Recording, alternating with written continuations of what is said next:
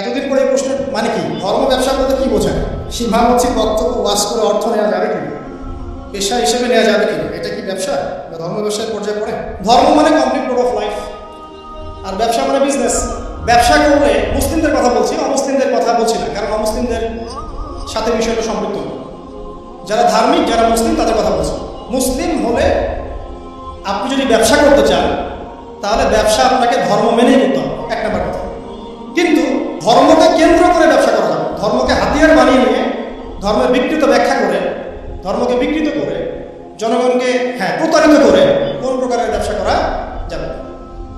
আর এই যে প্রশ্নটা এসেছে, ইমামতির কথা বলেন, মুয়াজ্জিন, তারপরে খতিব বা ওয়াইজ, তাদের যাতায়াত কষ্ট, এগুলো পশ্চিমকালের ব্যবসার মধ্যে পড়ে।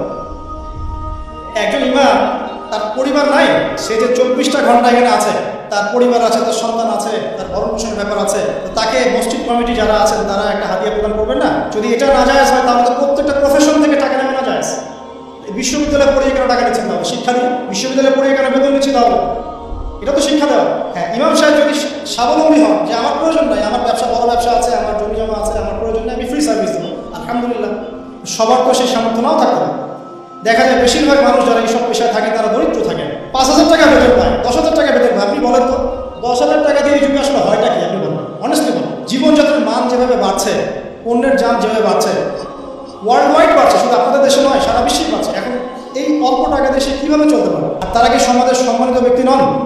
তাদের ভালো মন্দ দেখাতে দায়িত্ব আমাদেরই। এটা পশ্চিমকালে ব্যবসার মধ্যে পড়ে না। ইমাম, মুয়াজ্জিনের হাদিয়ার, এটা পশ্চিমকালে ব্যবসার মধ্যে পড়ছে না। ওয়াইজ, মনে করেন একজনের বাসা ধরেন রংপুর, তাকে ওয়াজ করতে ডাকা হয়েছে নোয়াখালীতে, কথার কথা। তো অ্যারেঞ্জাররা বললো, হুজুর আসেন, কোনো সমস্যা নেই, আপনি ভালো মন্দ আমরা দেখবেন। ঠিক আছে, ভালো মতো দেখবেন, তাহলে তার সমস্যা নেই, গেলাম। এখন রংপুর থেকে আমার সৈয়দপুর আসতে 2,000 টাকা লাগছে, কথার কথা, প্রাইভেট কার। সৈয়দপুর থেকে ঢাকা যেতে আমার একটা টিকিট লাগছে মিনিমাম ইয়ারে 4,000 টাকা, 6,000।